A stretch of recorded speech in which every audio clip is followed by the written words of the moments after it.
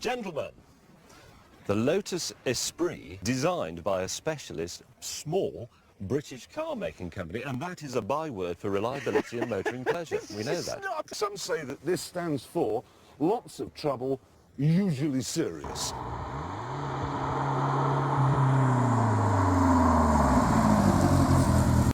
Hi everybody. You have heard Jeremy talking the Lotus Esprit down, but is it really so bad? Today I want to have a detailed look at my 1995 Lotus Esprit Turbo S4. I want to check all the facts and want to have a look at all strange details. But also I want to show you some short clips from movies starring the Lotus Esprit and also check out more comments of Jeremy, James and Richard about the Esprit. I hope you enjoy the tour. The original Esprit of 1975 was a Giugiaro design, everyone knows that of course. And in 1987 it got a major restyle which was done by Peter Stevens, a UK designer who also did the design for the McLaren F1. And then there was a smaller facelift in 1993 by another UK designer called Julian Thompson, which resulted in the Esprit S4. My car is such an Esprit S4, which was produced between 1993 and 96 in just 622 units, before the more powerful but less reliable V8 engine arrived in 1996. So what are the key facts of the Esprit S4? There were two slightly different four-cylinder turbocharged engines depending on the market where the Lotus was sold. More common is the 2.2-liter engine with 264 horsepower, but for some markets Lotus also offered a 2-liter engine with 243 horsepower. The reason was a higher tax on engines bigger than 2 liters, for example in Italy. Performance for both models is quite good, especially due to the modest weight.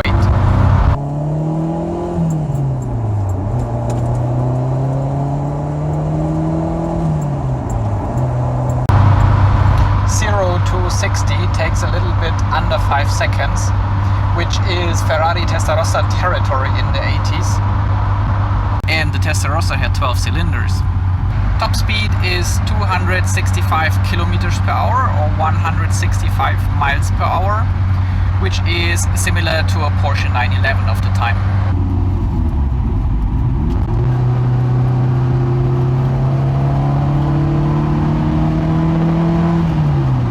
Handling, of course, is very good, as you would expect from a Lotus. Some testers complained about the Renault gearbox, but the only thing that I dislike a little bit are the brakes, which I think could be a little bit more precise.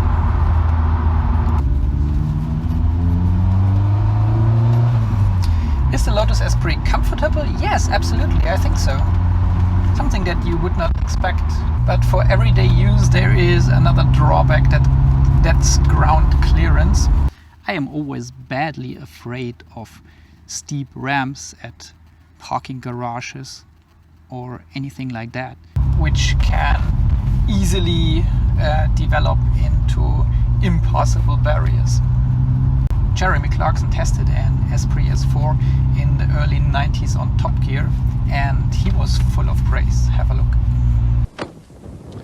You know, I'm getting to like this car. Quite apart from the power and the handling and that pretty body, I like the fact that James Bond, Sharon Stone and Julia Roberts have all used one. It's a sort of automotive Hollywood starlet. And then there's the fact it's a Lotus, and that means it has some cred. You get home at night and say, shall we go out in the Lotus tonight? It has a certain ring to it. You know, I really do like this car. When you've learned how to drive this car, it absolutely flies. And then Richard Hammond tested a second-hand Esprit for men and motors, and he was also very excited. This is the clip. No doubt about it, you're driving something special behind the wheel of this thing. Surprisingly, despite the narrow apertures, visibility is pretty good. I can see out quite well. But who cares? People can see me, that's what matters. Look at me in my supercar. Well, and then there was the epic Patagonia special on Top Gear, where James May's Lotus Esprit, in this case a V8, proved to be the most reliable car, even way beyond its comfort zone. But have a short look at my favorite parts of their incredible journey. How far is it? 1,600 miles. 1,600 miles? In a Lotus? Is the Lotus Esprit V8 a good choice for a 1,600 mile drive through Patagonia? In all honesty, no. Hammond and Clarkson are absolutely right. The Lotus is a risk. Yes, this came from Norfolk. This was built by blokes. Of course it's fragile, but that's what makes it interesting. And it's the best looking, and it's the fastest, and it's the reddest.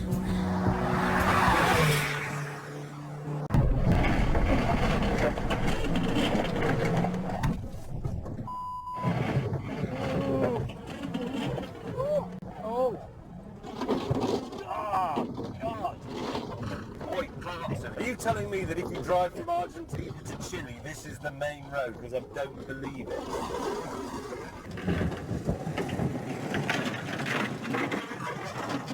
Here, the Lotus was way out of its comfort zone.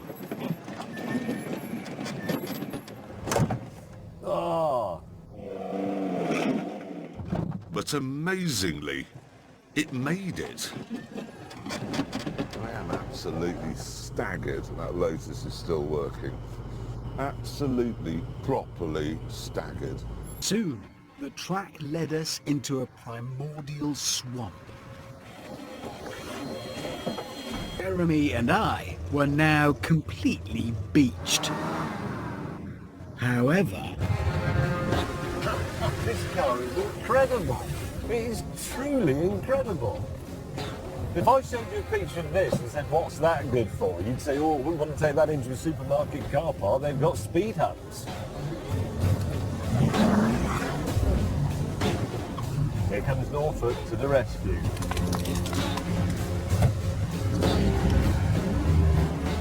Okay. Yes. Come on. He's done it. He's faced the peril and won. In fact, and amazingly, so was HMS Norfolk. Look at that Lotus. It's been through a swamp, it's been through a wood, and it's still working.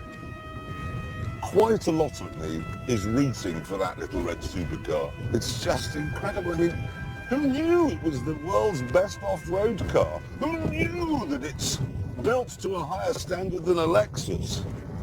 Well, I think Top Gear has proved that I am too chicken-hearted in terms of ground clearance and parking garage ramps. So far, we have had a look at Top Gear, but the Esprit was also a famous movie car. Of course, I love James Bond movies and I adore the white Esprit S1 in The Spy Who Loves Me. But I want to skip it here because I want to focus on the later Esprits. These later Esprits featured at least in 2 famous movies. Sharon Stone drove a black Esprit in Basic Instinct.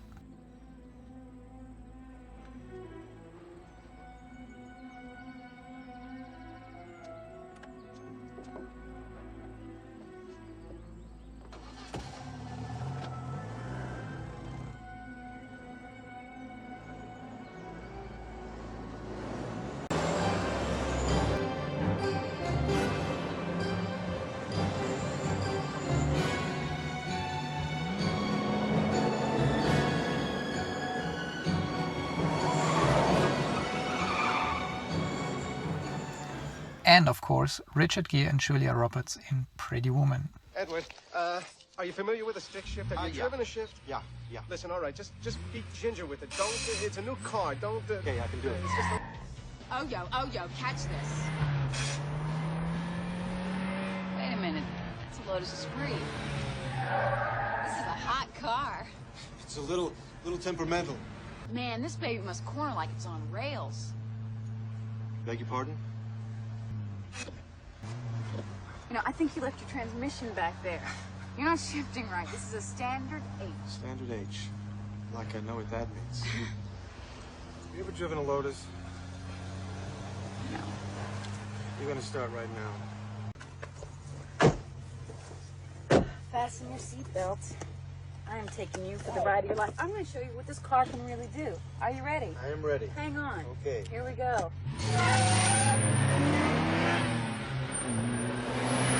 Maybe an interesting side fact, Ferrari and Porsche declined the product placement opportunity in this movie because both companies did not want to be associated with prostitutes.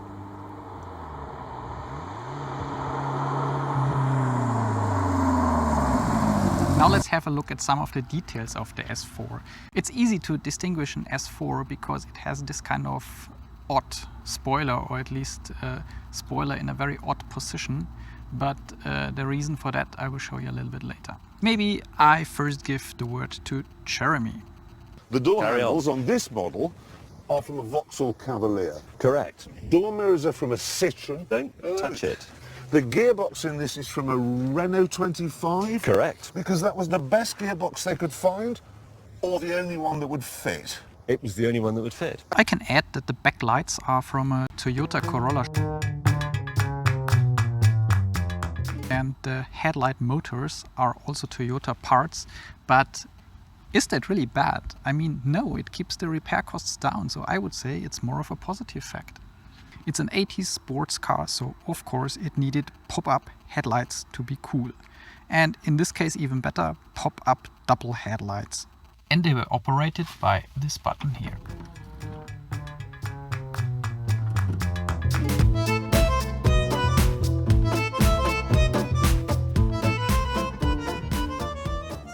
It is a bit difficult to get in and out of the car, but in fact you get used to that as well.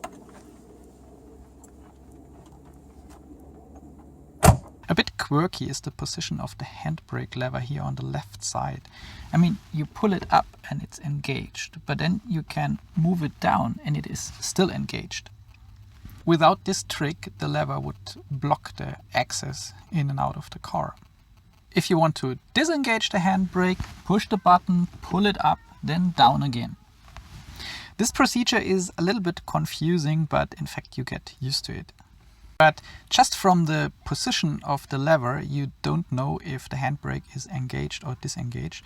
For this information, you need to check the small red warning light in the dashboard.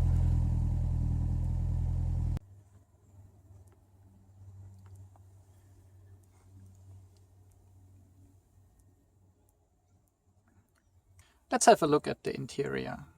There are in fact not so many buttons and controls, but I will show you now all of them in detail. So you have here the button for the electric mirrors. Then here you have the parking lights, the main headlights, and the heating for the back screen.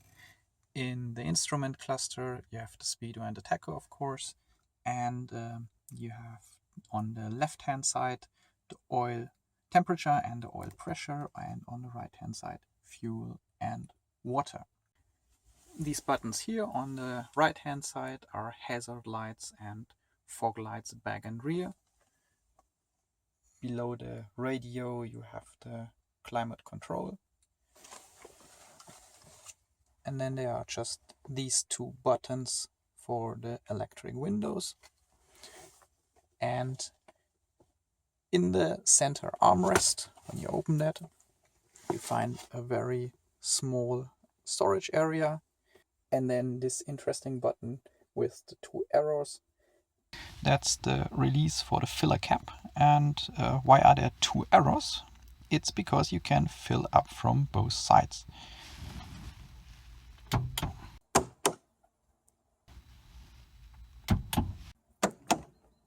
It's one and the same tank, but 2 filler caps, and I think a very convenient solution.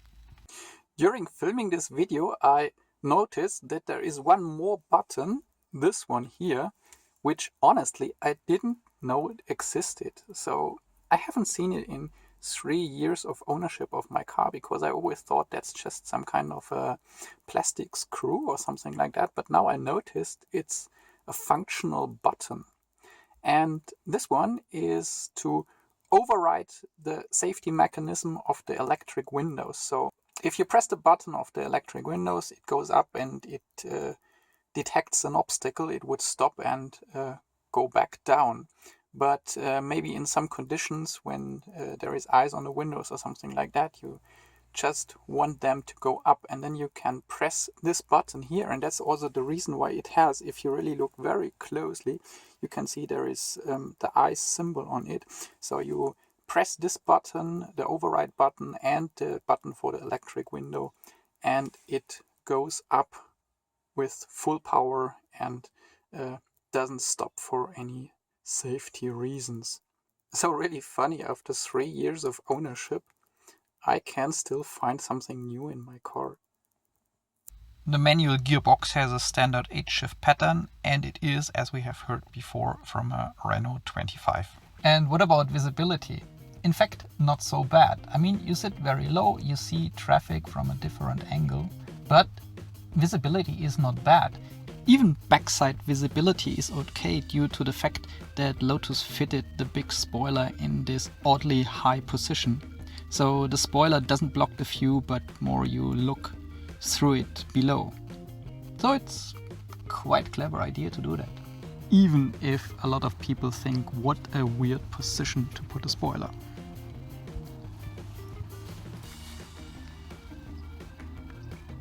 My Esprit has the big glass Targa roof, which can be either opened a little bit, like that. So you open this lever here and this lever here. And then you need 2 hands to push it up like that. Or it can be removed completely and stored in the boot. And by the way, the boot is opened by this lever here. And it's quite spacey for a mid-engine sports car, so you can easily store the luggage for a weekend trip here. When the boot is open, you also have access to the engine. The engine is below this plastic cover here. That's something to remove like that.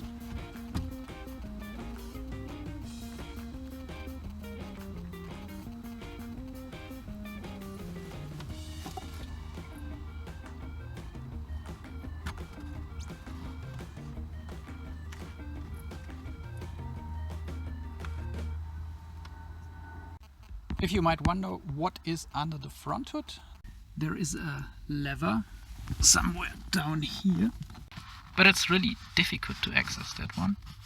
Here it is, this one here. And here in the front is no space for luggage, but there is just the spare tire and some technical equipment.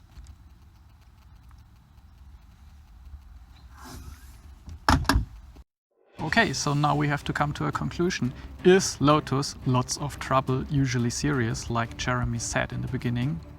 No, definitely I would not agree.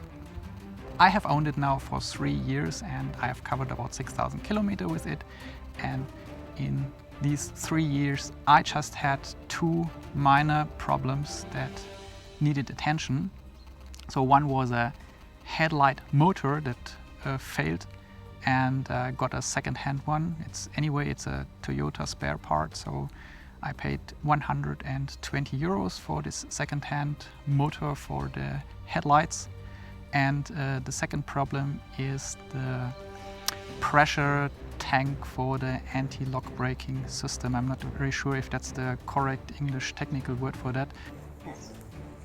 So this is the new one installed, and this is the old one that had to be replaced, and that's a spare part that was still available new and costed 230 euros.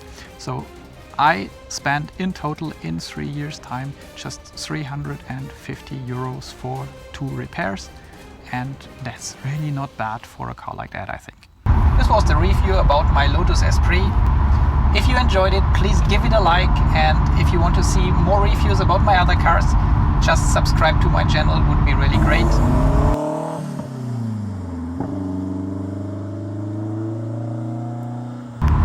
See you next time.